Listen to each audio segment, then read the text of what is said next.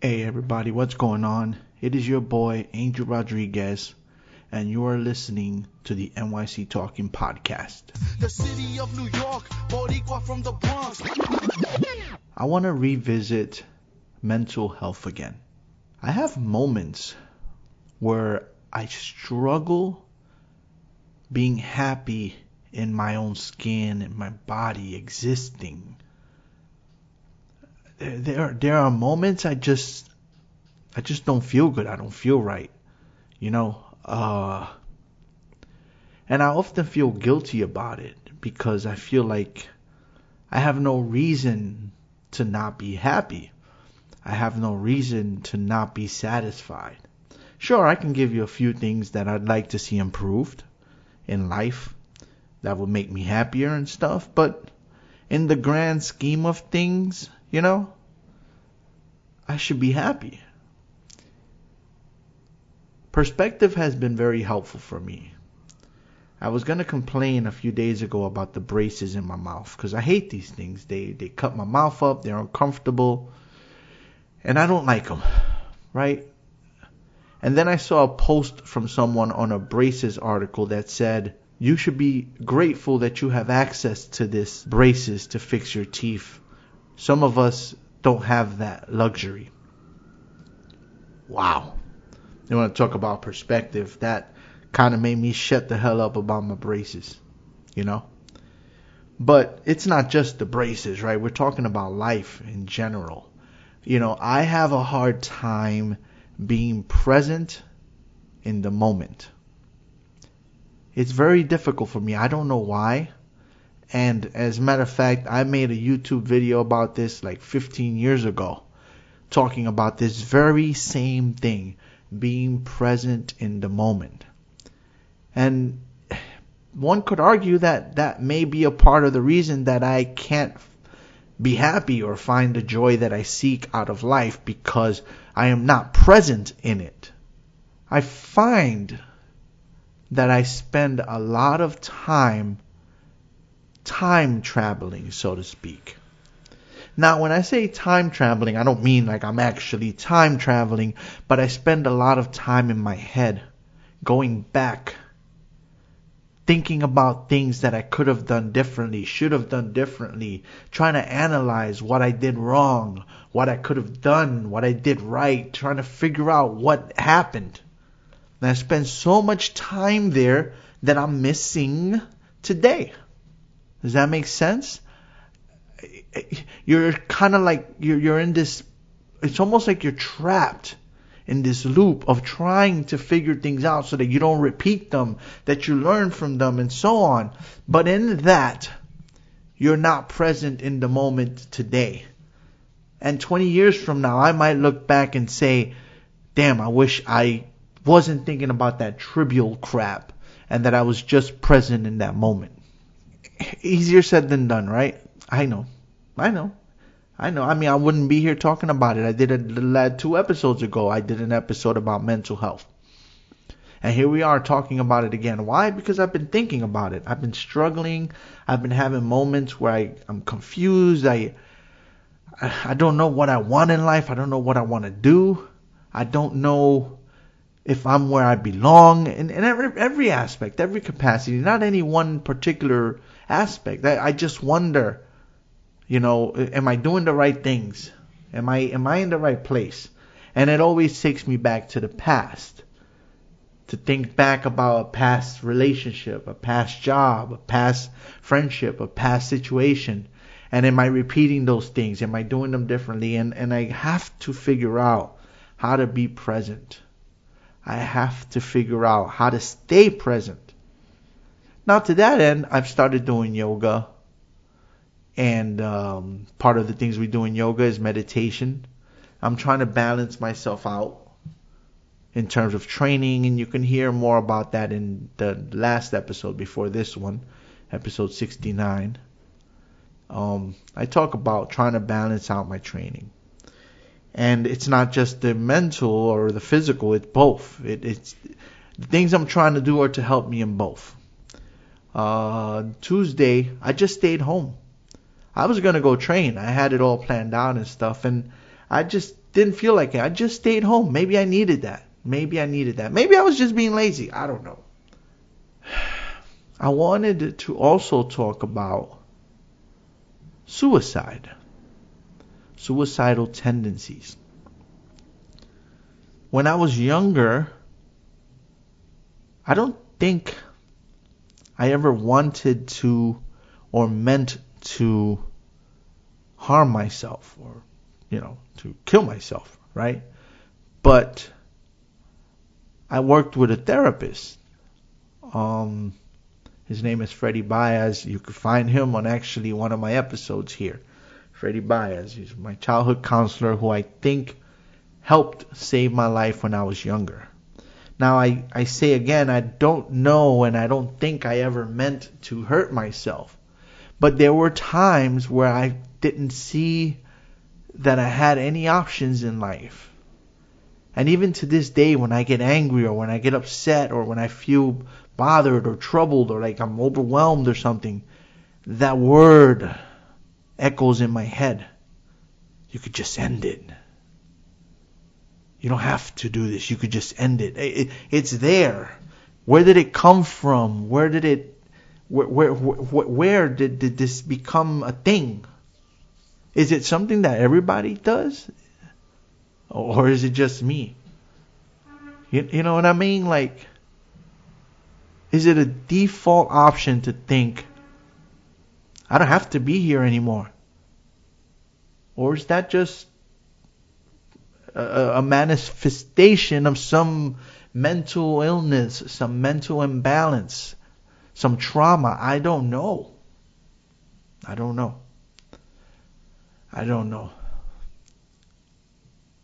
The things that the thought would come, but I would just push it away. I don't know, maybe that's why I'm still here. Maybe that's what makes me different. Maybe that's what has helped me survive. But I don't entertain it. It's just like a flash. You know what I mean? Like, it's just a flash that happens. Boom. You could commit suicide. Boom. I'm 44 years old and I was dealing with this when I was in my early teens, 14, 15, 16. I was depressed. I was not in a good headspace. Kurt Cobain, who I admired greatly and looked up to, and I was such a huge fan of this person, he killed himself. And when he killed himself, it was like I was really upset. I was sad. I was troubled. But it solidified that you can end this. And again, I couldn't do this. I don't want to get too heavy into this, right? Because it's such a sensitive topic, and I'm almost embarrassed even talking about it. I feel kind of ashamed, and I guess that's the stigma, right? That's the stigma. That's the mental health thing and stuff. But it does the word, it just flashes in my head on occasion. When I'm upset or if I'm troubled or simply just standing in the train and the train's coming, and for a flash of a second I'll think to myself, I could jump in front of this thing. Now again, I'm not saying I'm going to. I'm not saying I'm in that space. I'm 44 years old, guys. I've been having this crap going on since I was a teenager, and I'm still here. I have people that I love, that I want to see them grow. I want to see them have children. I want to see them live their lives. I want to see them grow old. I want to be around as long as I can. There are things I enjoy doing. And again, the driving force has always been my loved ones, right? My mom, I'd never want to hurt my mom. I could not do that to her. I have a son. He's a good kid. He has his issues too. I would not want to compound those issues. I have a little sister. I have friends. I'm married. I have my dog. I have people and things that matter to me that I need to be around for. So you don't have to worry Willingly, I'm not going anywhere. So if you're listening to this and you're freaking out and you're thinking, oh crap, we got to do an intervention, we got to help Angel, I'm good, y'all. I'm good. I'm not in any danger. I'm just sharing what sometimes goes on in my head. And it's not all the time. It's not like I'm always thinking this or whatever. It's omnipresent. It's just something that I know is there, you know?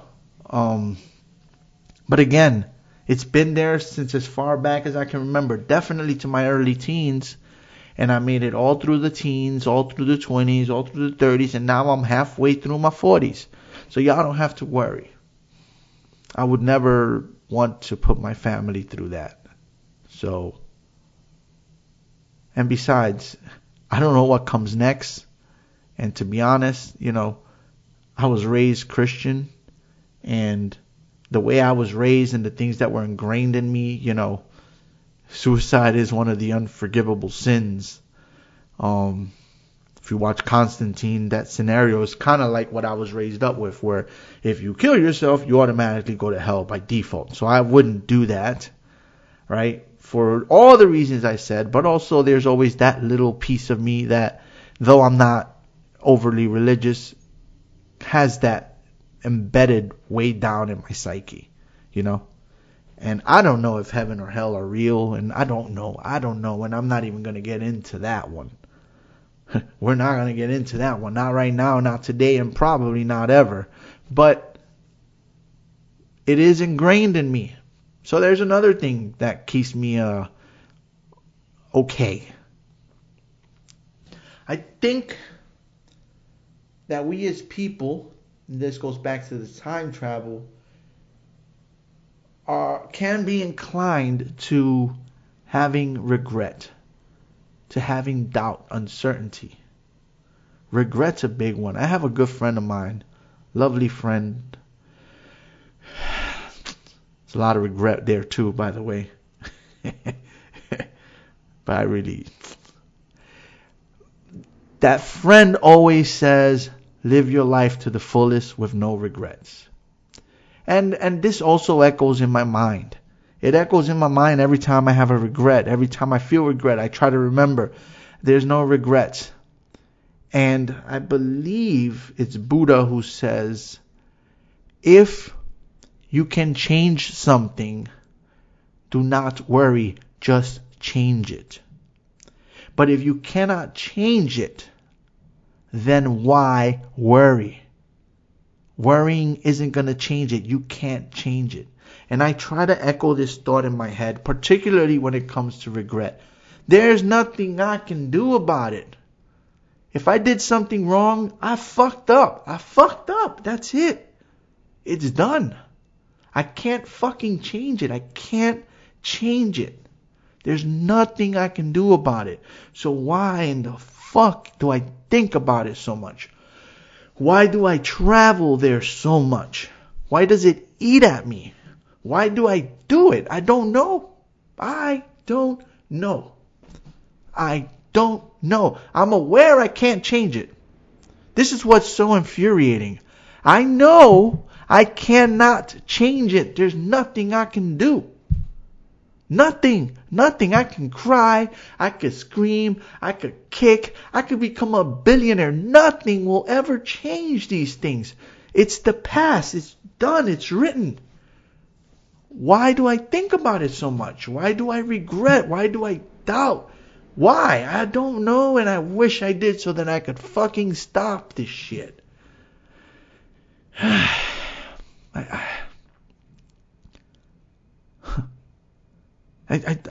don't know. I don't even know what to say.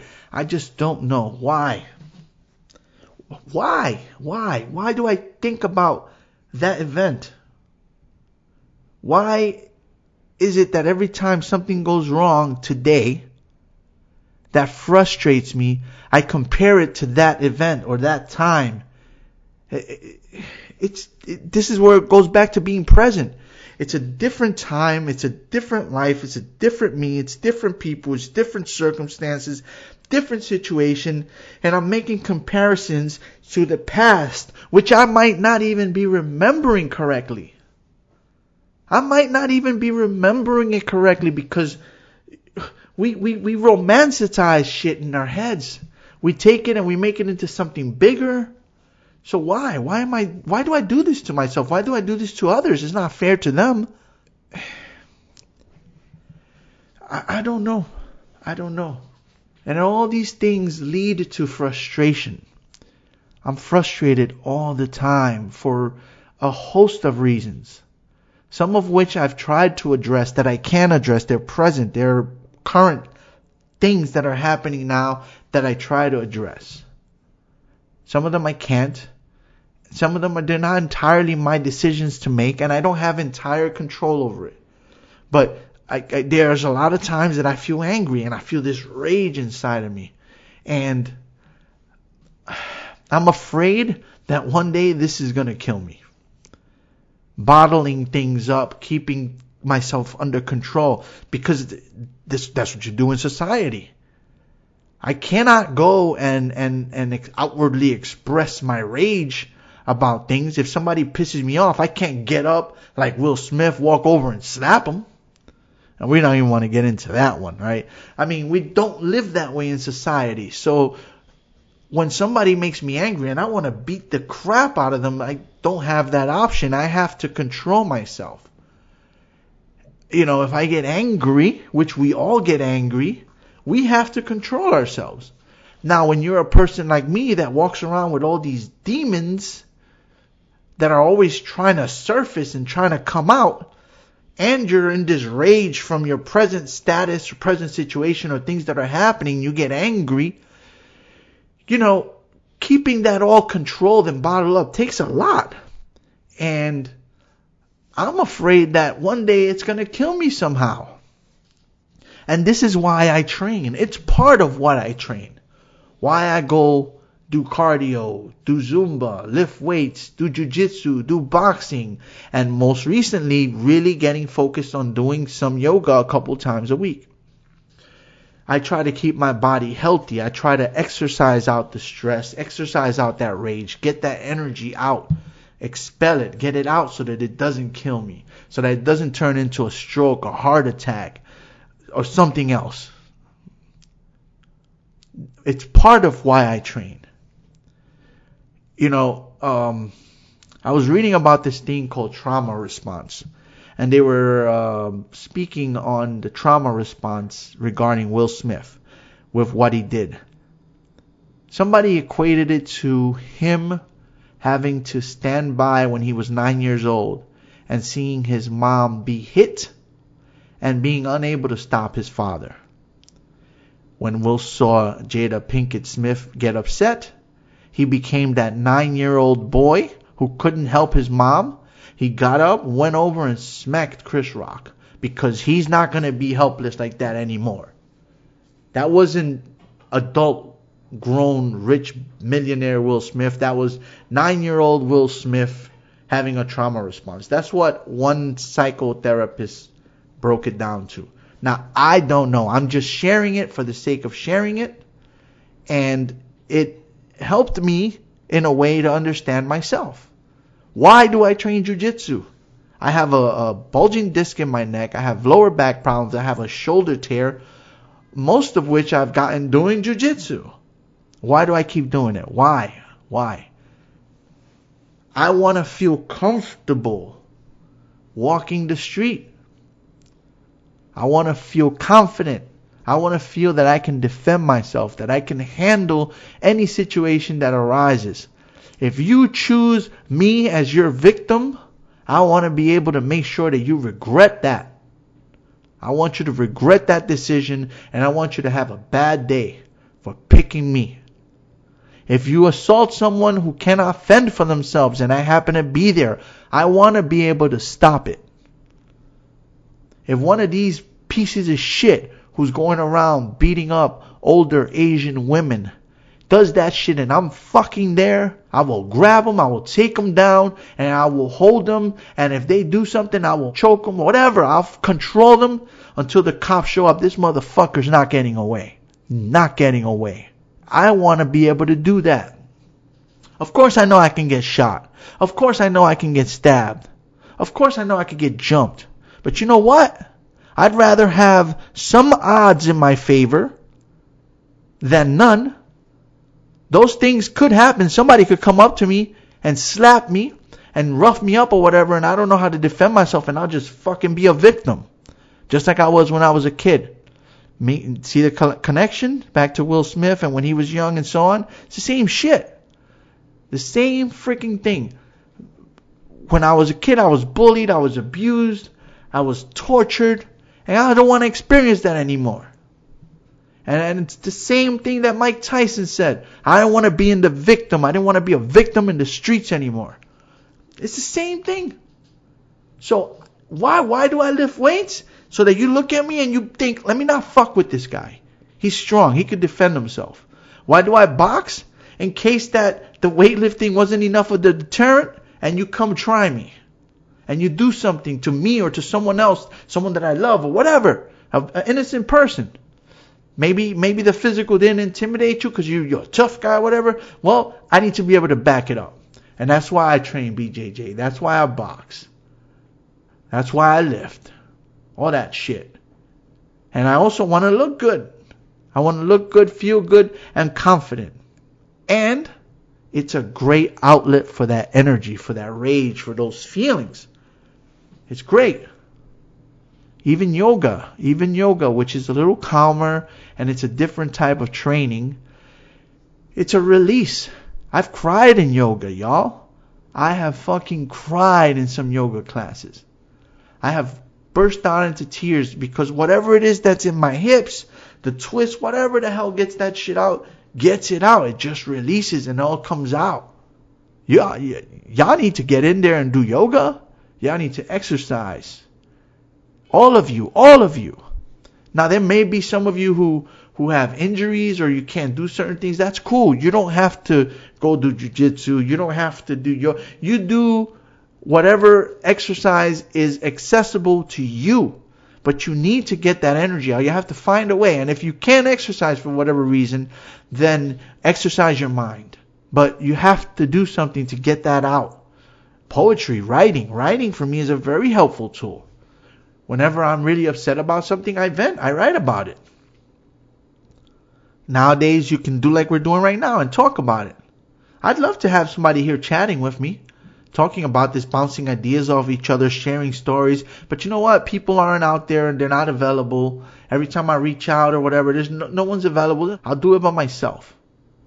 I don't need anyone. I don't need anyone to do what I need to do. I'm out here venting, expressing myself. So it's an outlet. It's an outlet. We all need an outlet. You need an outlet. Everybody needs it. And we all have one or another, our own method of letting things out. Mental health is something else, y'all. You can't neglect it. You can't pretend it's not there. We all have unresolved issues. Just like Will Smith, just like Mike Tyson, just like me. We all carry things, you know? And I think that exercise is a really helpful thing. Mindfulness, talking to people, writing.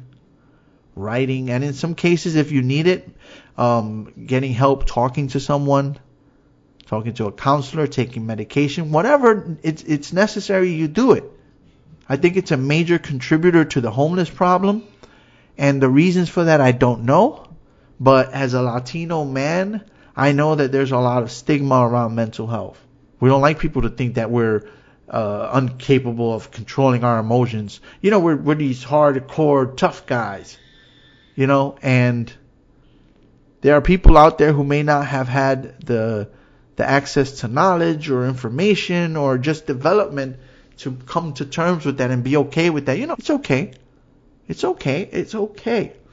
We all are, whether or not we admit it. We all are to some degree, and we all need some outlet, and we all need help, and we all need to talk sometimes. And here I am talking right now, sharing. Hopefully, my words contribute something of value to your life. I really hope so. I hope that maybe this even helps someone.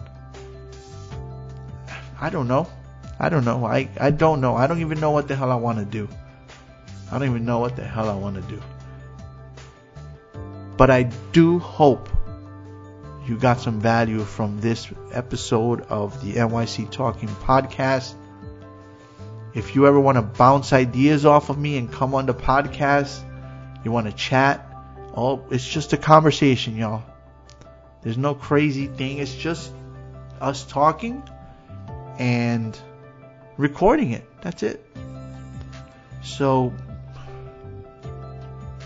I want to thank everybody for listening to NYC Talking Podcast.